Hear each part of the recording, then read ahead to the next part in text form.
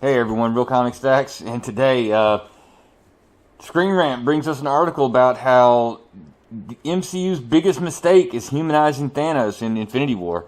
It's by Molly Freeman, posted today on ScreenRant, and this article it's interesting. It kind of stinks, but hey, let's get into it. I'll read a little bit of it, and then I'll jump to some highlights, and we'll go from there.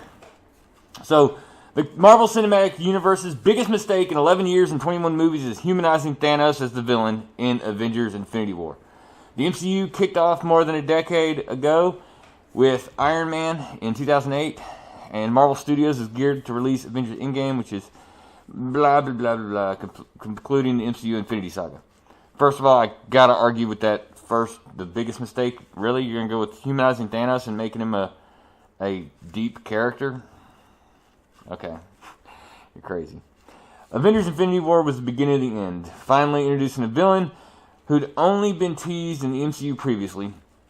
Thanos, in the cliffhanger ending of Infinity War, used all 6 stones, assembled the Infinity Gauntlet to snap away half of life in the universe as a way of building to that momentous event in the MCU. Infinity War focused on Thanos just as much as the franchise's heroes, developing the Mad Titan so he wasn't a one-note villain.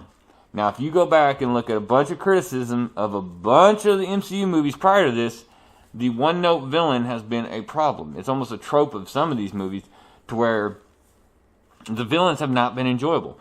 Thanos is by far the best villain in the MCU. And I'll get into that a little bit more. Why? However, though Avengers Infinity War works to humanize Thanos and evolve him from a soulless threat into a 3-dimensional villain, there were unintended consequences of how that depiction of the Mad Titan works amid the larger MCU. I disagree. Spoiler alert, right? Yeah. Prior to Infinity War, Thanos is largely developed through other characters' relationships with him.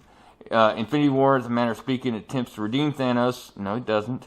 The guy in the end is killing half the universe. They're not trying to redeem him. Anyways, Thanos enough to make him compelling, especially in the sequence where he acquires the Soul Stone. But it winds up putting the MCU in a terrible position that it seems unlikely they'll be able to get out of in Avengers Endgame. They didn't humanize him to the point where I'm like, you know what? That snap, that was a good idea. Thanos, thank you. Thank you. I really didn't need half my family anyways, and they were just taking up resources. What are you talking about? A terrible position that they're not going to be able to get out of. Thanos is...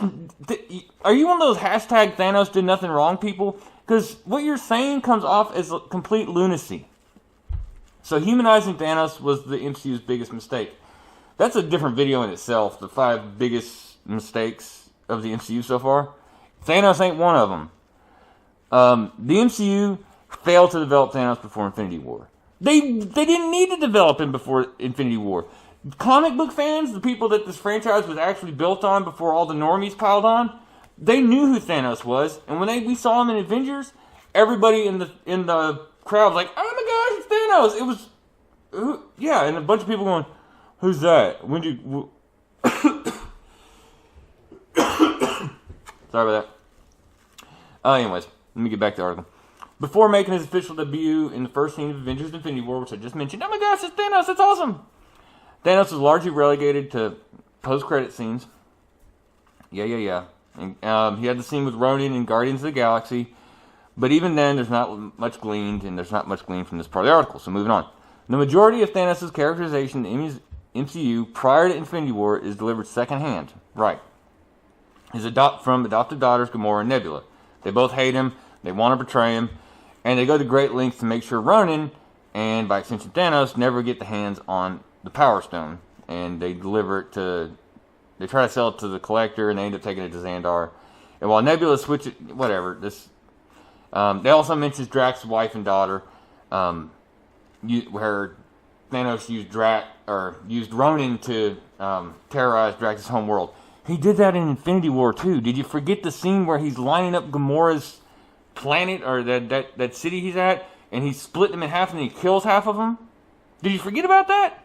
Because that happens in Infinity War when they're while they're working on humanizing him. Oh, man.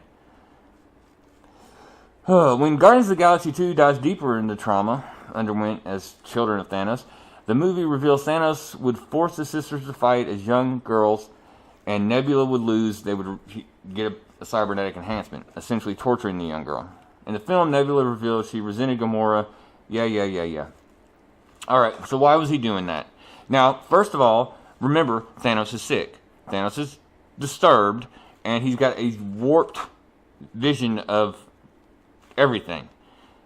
And he thinks in his way, he's doing what's best for them. They're cybernetic enhancements, not just random replacements. He's trying to make Nebula better. He's trying to make Gamora better through these fights. Now, I'm not saying it's right, because it's not. It's disgusting. But that's what he's trying to do. This doesn't make him... It's through Gamora and Nebula's trauma, as well as Drax's grief over his family, that reveals most of what MCU viewers know about Thanos prior to Infinity War. Because most MCU viewers are now really normies. He's someone who murders women and children, who uses someone like Ronan the Accuser to do his dirty work, who pitied two young girls again. Yeah, he's sick. He's sick. Yeah, everything you're saying is true because he's sick. If you left Infinity War thinking he wasn't, you're wrong. And your moral compass is screwed up.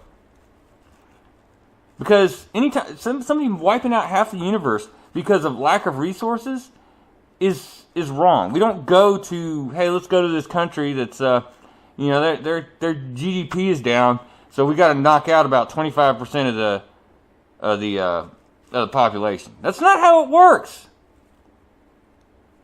Yeah, but Avengers Infinity War tries to walk that characterization back.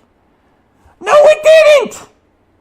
No, it didn't! Even with the scene with Gamora and him tossing her off the thing, was it emotional? Yeah, he in his sick, twisted version of love, he loved her.